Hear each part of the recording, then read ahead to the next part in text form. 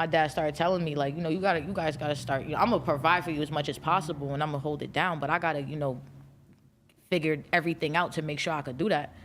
But you gotta do it too. And I respect him for it, because if he would have never told me that shit, I would have always felt like, then at that point you could call it like a silver spoon situation, but it wasn't that situation. Well, that's interesting, because probably like some people from my generation who find out who your dad is might think that you kind of had an easy upbringing at some point, but you're kind of saying the opposite, that he sort of put the hustle mentality in your put the ball in your court. Hell yeah, he put the ball in my court, and that's why I feel like it was just passed down to me. Like, I'm the chosen one out of my family, Like, my dad had his time, and he put us all in a position to go ahead and really, do what we need to do, and he inspired me too in the music. He always had a studio. Nigga was never on the radio. He was on the radio with Pop the Party, Rock the Party and shit like that, but like within the past couple of years, no. But he stayed doing music. So I used to be like, yo, why you not on the radio? He'd be like, I don't give a fuck if I'm on the radio, if nobody fucking listens to my shit. I like to make music, and that's just what I do, and I'm never gonna stop. So he always got a studio. So now I had a studio in every crib since I signed my deal. Really? Yeah, every single crib. Feel me? And, like I said, I was too young to really understand the business side of everything and, what he went through. But what I did take from him was just, like, the ability to just really fucking go hard and hustle, So do you have memories of actually getting on songs as like a really, really young kid? Yeah, hell yeah. My dad was just like, we was in the studio. He had a studio, so his engineer, he'd be like, yo, record my kids. Me and Taj got a little song, and my dad shot that video. Wow. Yeah, he had the camera. Like, my dad shot the video. He was just... Wait, he shot the goofy ass? Nah, he ain't shot goofy ass niggas. I got a video when I was like 14. Okay. With Taj. And he shot it. A lot of people know about that, about like my old videos or whatever. When you YouTube me, you see a lot of... Did you take them down at some point? Nah, they still up there. I'm trying to get them down, but niggas be like, nah, just let it tell the story. I'd be like, man, get rid of them shits. I couldn't tell if they were like re-uploads or if those were the original channels they were on. Okay. I can't. I'm trying to get them down. But so that's interesting. So you very much like grew up with it as like a normal thing in your head. Like, I could just make music. I can do this. Like, it's not even anything out of the ordinary for me to make a song or... I was doing everything. I was in a movie. I was in a movie. Me and Todd was in a movie. We was in my dad every vacation. We went with him. So summer vacation in Miami. Malcolm Jones. I guess he directed a lot of his videos. So he came to the studio. He was like, yo, I need two kids to play this role, and your kids will be perfect. So we played the role, but I end up leading the lead part because my shit was so lit. So like I said, I'm the chosen one. Like, I've been talented in every single thing I did. I was acting, I was singing, I was dancing, I did jazz, tap, ballet. I was all, rapping and freestyling or whatever I could. I could draw, I could do hair. Like, I could put a whole lace front in your hair. I don't even wear weave. Wow. Feel me? Like, yeah, I could do it all. So you always had that kind of confidence that you always believed that you were special? Always. I grew up around boys. You think your parents put that in you, or do you think that was just natural? 100%. My dad didn't give a fuck what nobody said. It could have hurt him. You know what I'm saying? It could have killed a lot of relationships. It could have made it better, whatever it is, but he didn't give a fuck. He was true to himself, and he stayed himself. Same thing with my mother. My mother's a gangster. Really? Like, she's a different type of breed. And, but one thing about her is she's a woman of God. And that's like where my sanity come from. Feel me? So, it's just, and like I said, I grew up around boys. Nobody played no type of pity. Nobody treated you soft or easy? Hell no. Yo, my brothers used to play drown me in the pool, yo. Like, I used to be like 6, not even 6, like probably like 4 or 5. I'll never forget this shit. And them niggas used to throw me in the pool and try to save me because they knew I couldn't swim, yo, bro. I used to be like, yo, my mom was on vacations. My dad was out working. It was just us and a bunch of kids. I grew up with a bunch of kids in the crib. My aunt Niecy took care of us. Like, not it was knowing crazy. What the hell is okay or not. Wow. Nah, we was going crazy. That's insane. Yeah. Because, okay, so there's like a weird moment, though, like a separation between you could make a song when you're a kid, and then there's like a very different decision when you decide, oh, no, I'm going to make a song, make a video, and put it on the internet and see what everybody thinks of it. That was when I was living on my own. That was when that was when I was just on my own, 17, living in Garfield. And I had wrote Goofy Ass Niggas, and I wrote Fuck Nigga Prayer. Linked up with Neek. Shout out to Neek Visions. Linked up with Neek in Jersey. She ended up shooting Goofy Ass Niggas. I recorded it in Product Studio. And it just started doing numbers, you feel me? Like, I don't know, everybody just started fucking with it. I did it because A Boogie was lit. I'm a A Boogie fan as fuck. And at the time, he dropped them shits like the deep don't trust bitch, like the whole, bruh. That nigga talks so crazy about females and he be speaking facts, so it just be kind of like hitting the soul different. Really? So I was like, I wanna be the girl to kind of like talk about these niggas. So I did it in my way. Right. So if you listen to the song, it's like goofy ass nigga. Like, I get so emotional. But you grew up around all boys, but then like, how do you feel like women have kind of like accepted your energy? I feel like a lot of your fans are probably women, but it's interesting to me because you definitely have this like powerful ass energy about yourself. Powerful. It's funny. So like, yeah, powerful. Like, I get a lot of questions like, you know, even just who I am, it kind of makes people question my sexuality or whatever. But it is what it is. You know, I'm a girl. And at the end of the day, it's like I still had pink walls. I had Powerpuff Girls hand painted on my walls. I had Scooby-Doo. I had, you know, Easy Bake Ovens. I had Brat dolls. I had, you know, Barbie dolls. I had every single Disney cassette tape. Like, I was still a girl, you know? I just was surrounded by so many boys. I was just a nigga. Like, I was just doing so much boy shit with my brothers, riding bikes, falling off bikes, doing whatever. I wanted to do whatever they wanted to do. We moved, all my family's in Boston. I got no family in Jersey. When my dad had the source, we moved to Jersey. It was 30 minutes away from New York. We moved to Upper Saddle River. It was like, you know, went to school full of white kids. And, you know, being at home with my brothers, that's why my dad flew all my cousins. It would be like 10 of my cousins in the crib with us. Right. Because we wasn't going back to Boston. My mom and my dad from the hood. My brothers, all of them from the hood.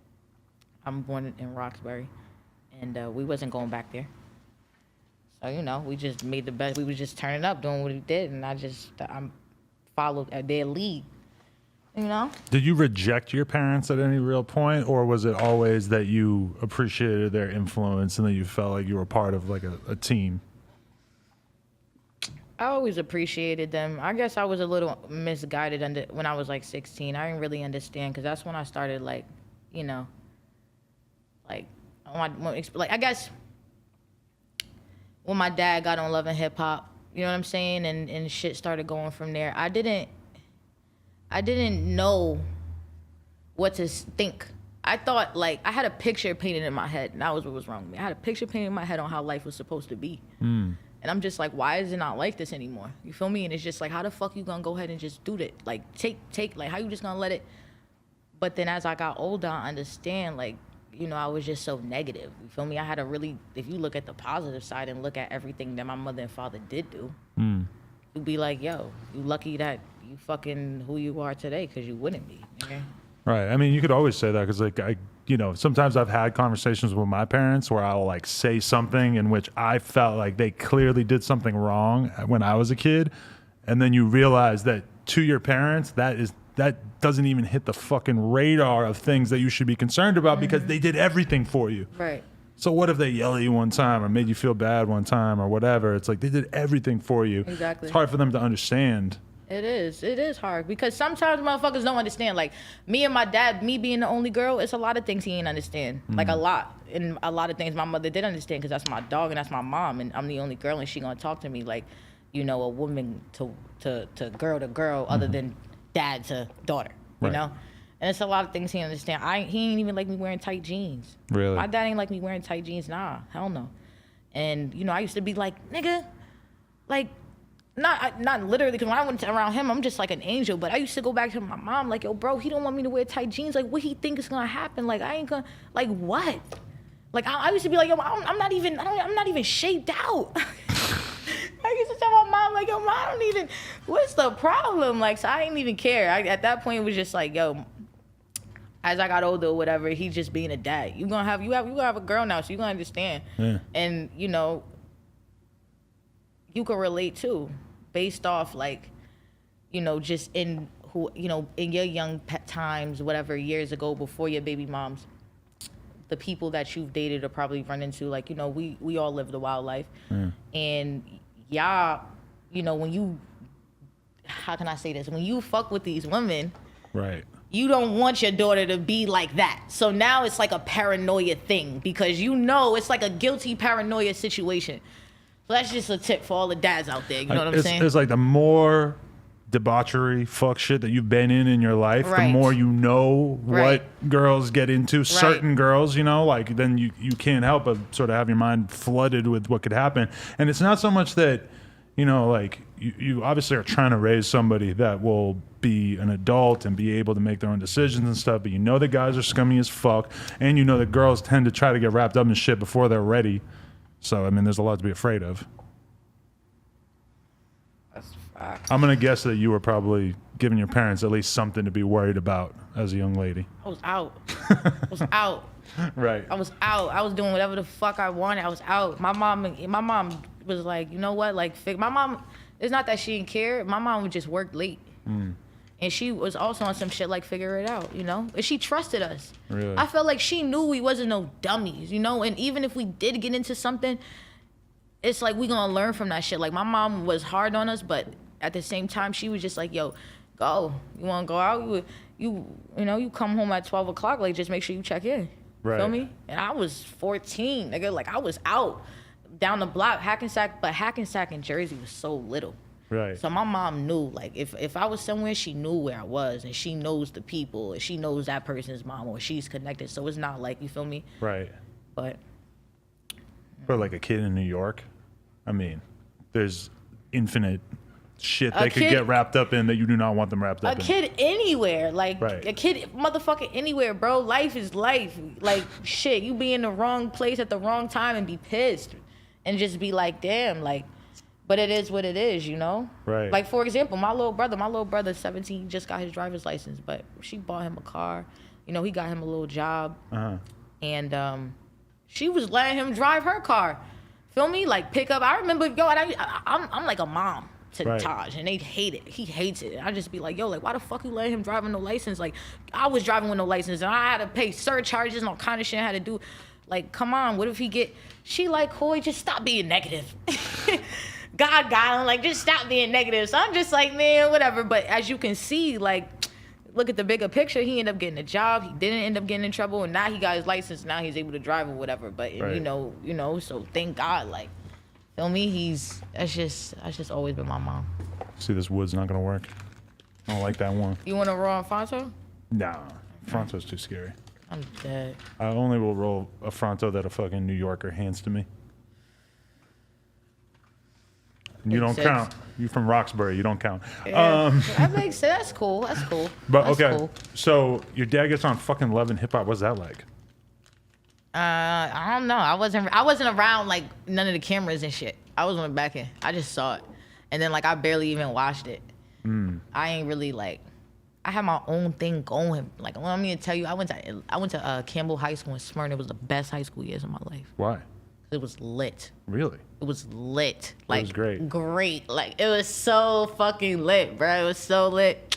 And it was just like, You don't hear many people talk about their high school experience this way. yeah, bro. High school's lit. I'm telling you, high school is a movie. Like, it's a movie. You got a lot of good and bad, but it's a movie. Like, when you watch it, this shit is lit.